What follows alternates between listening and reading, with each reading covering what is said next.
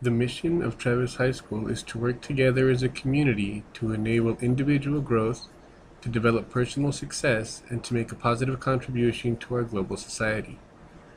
Furthermore, the vision statement says that we must prepare our students for whatever they encounter in the future.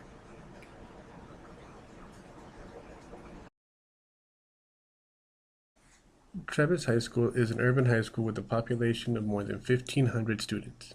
Our demographic is largely Hispanic population of 90%, with whites making up 5% and African Americans are 4%. Other factors that need to be taken into consideration are that 78% of our students are economically disadvantaged, 15% are English language learners, and 58% are categorized at one way or another as being at risk.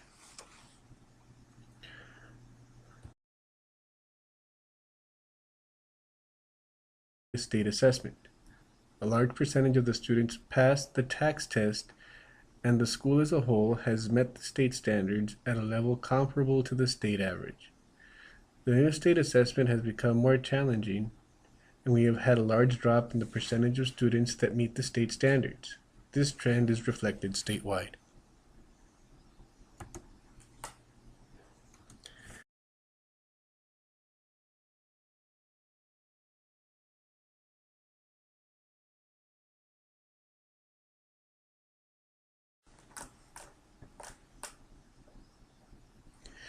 This graph shows the comparison of the state assessments. Notice the decline in the passage rate in the math and ELA categories. Data for science and social studies is not yet available.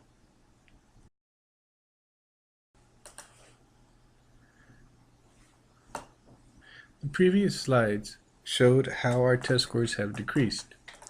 We need to do something different to ensure that the students have the skills necessary to pass the new state assessments. Parallel curriculum has been proven successful not just in the GT classroom. All students benefit from this parallel curriculum, learning new types of skills. The parallel curriculum model uses 4 interrelated curriculum designs: the core, the curriculum of connections, the curriculum of practice, and the curriculum of identity. Each of these curriculum designs may be used alone or together. It is a way to organize content, teaching, and learning. This model may be used when designing curriculum or when redesigning curriculum. This curriculum allows for options for advanced learners. The parallel curriculum model has been used in the El Paso Independent School District's gifted and talented classes. The students in these classes typically score at a commended rate on state assessments education setting. In this class, over half the students who had not previously passed the state assessment passed. In addition, 3 of the students ended up with a commended score. The research used in the creation of the parallel curriculum model is based on the work of Raymond Cattell, Raymond Gardner, and Robert Sternberg's Philosophies and Research on Intelligence, L.S. Vygotsky, Jean Paget, Albert Bandura's Research and Philosophies on Learning, Robert Marzano's Research and Philosophies on Thinking Skills, Hilda Taba's Research on Curriculum, and John Kendall's Research and Philosophies of Knowledge. All of this research is used in the creation of the model. Mathematician, biologist, etc. Students then have the opportunities to learn these techniques across content areas and their relationships. So students are then able to learn the history of a particular math concept or how the historical context of literature fits in. Students also get to apply their knowledge as a practitioner. This allows students to develop intrapersonal knowledge across the discipline and also allows for students to relate what they have learned back to themselves so that they can understand why it is important. This is Christina Aguilar West, and I will be talking about the students portion. In addition to Common Core question, Parallel Curriculum asks, what does this information mean? Why does this information matter? How is this information organized to help people understand and use it better? And what are the most important ideas and skills in this topic?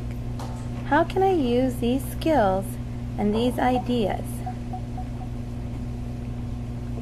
The student's way of learning will change when using parallel instruction. Parallel instruction is not about memorizing facts and repeating them, nor is it about looking to the text to find and fill in the blank answer.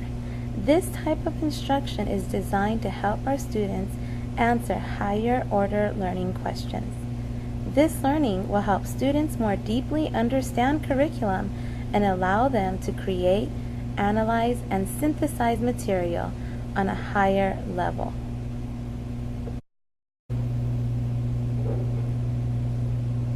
The curriculum of connections has been derived from and extends the core curriculum.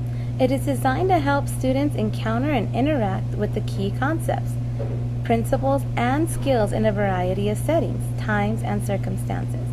The curriculum of connections is designed to help students think about and apply key concepts, principles, and skills in a range of instances throughout the discipline, across disciplines, across time and time periods, locations, cultures, and through varied perspectives, as impacted by various conditions, social, economic, technological, political, and through the eyes of various people who affected the ideas, by examining links between concepts and development of the discipline. Students will be more successful in the classroom and on state assessments. This new, deeper learning will also better prepare students for college by expanding their reasoning skills and vocabulary. These skills will be critical to help them succeed within college courses and in various professional settings.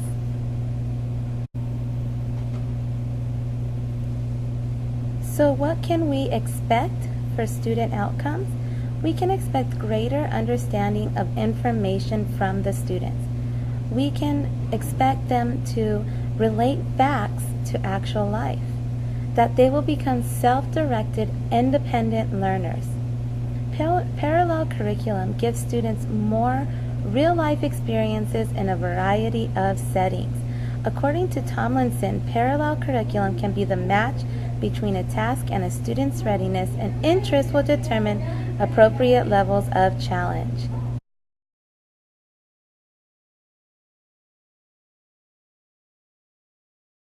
A fairly common question among teachers who are beginning to consider differentiation to learn about it in a formal kind of way is, boy, there's a lot there. How do I get going? What do I do first?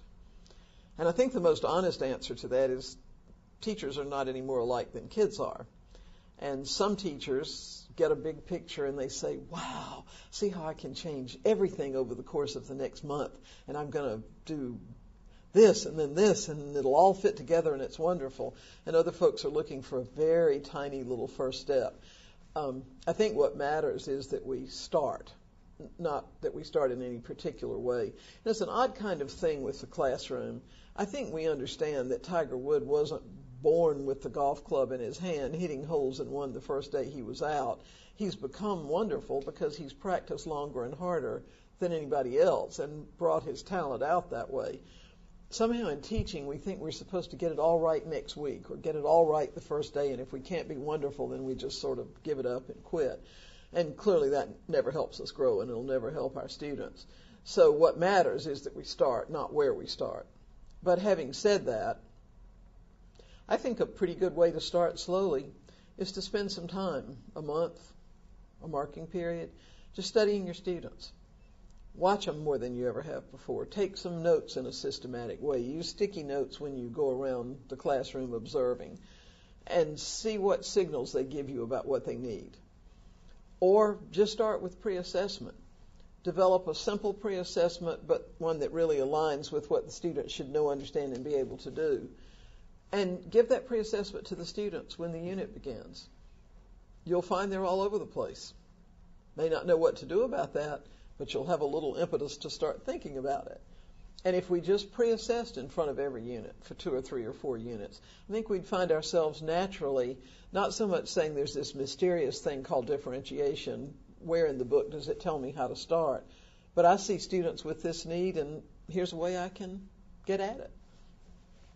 Another thing teachers worry about with differentiation when they begin is this must be the most time-consuming thing in the world. I just don't know how I could possibly do anything with so many parts.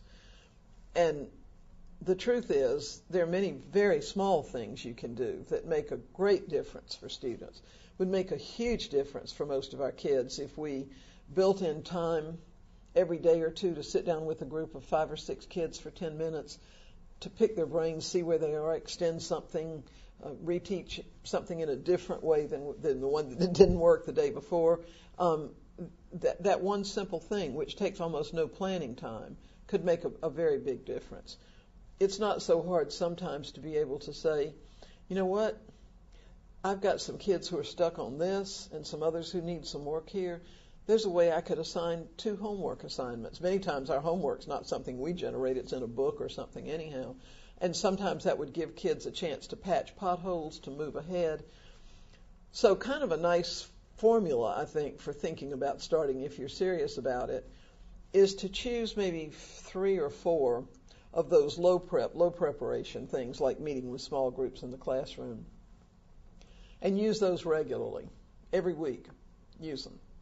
And then every marking period, develop one higher prep strategy, like a learning contract or a tiered lesson or a raft assignment or something that you invent on your own. And if you did that for a full year, you'd have 3 or 4 low prep things that were absolutely second nature to you. You'd have 4 high quality, high prep things. And then you come in for year 2.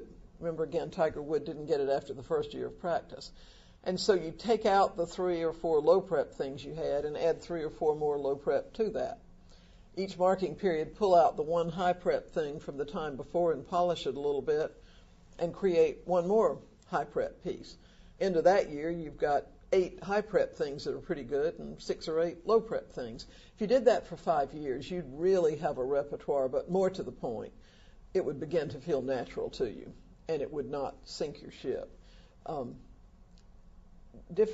Teaching is really not a sprint, it's a marathon. And you can't sprint the whole 100 miles, you really have to kind of pace yourself. What we don't want to do is say, if I can't do it all perfectly, I just won't do anything. So starting is what really matters most, I think. Connecticut is a school that uses parallel curriculum in educating its students. Timing amongst cohorts is one of the important steps in this process.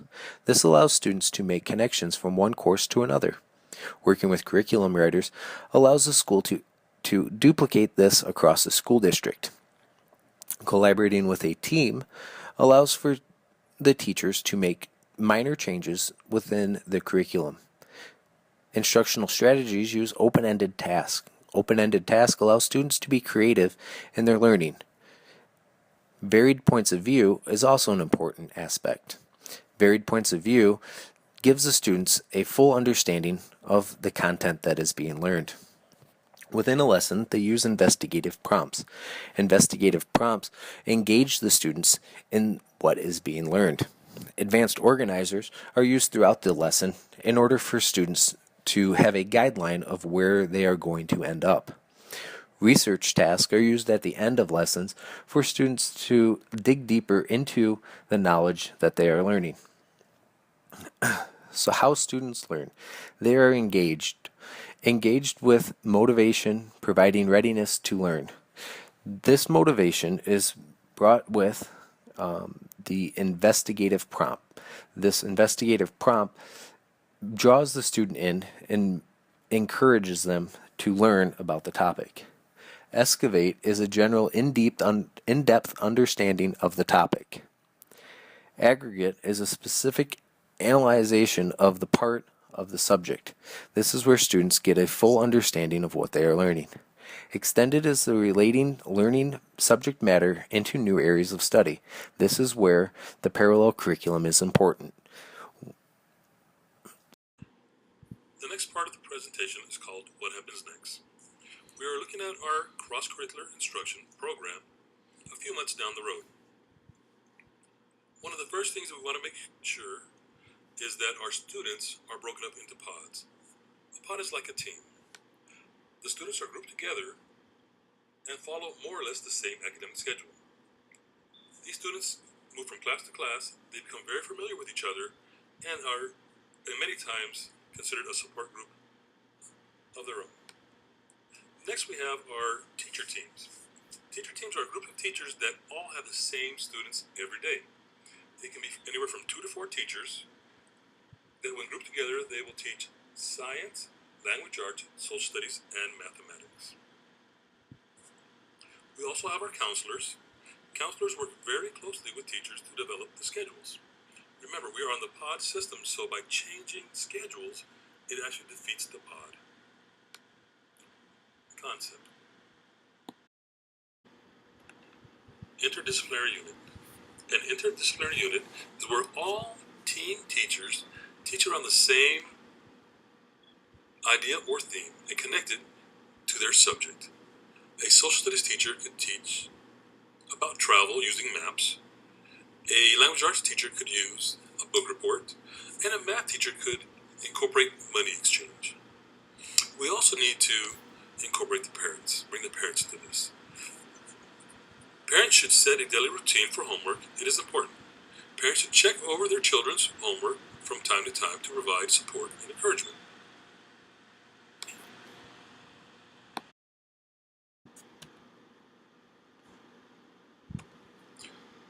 We looked at short term, now let's look towards the future. The program's effectiveness will be evaluated at the end of each semester.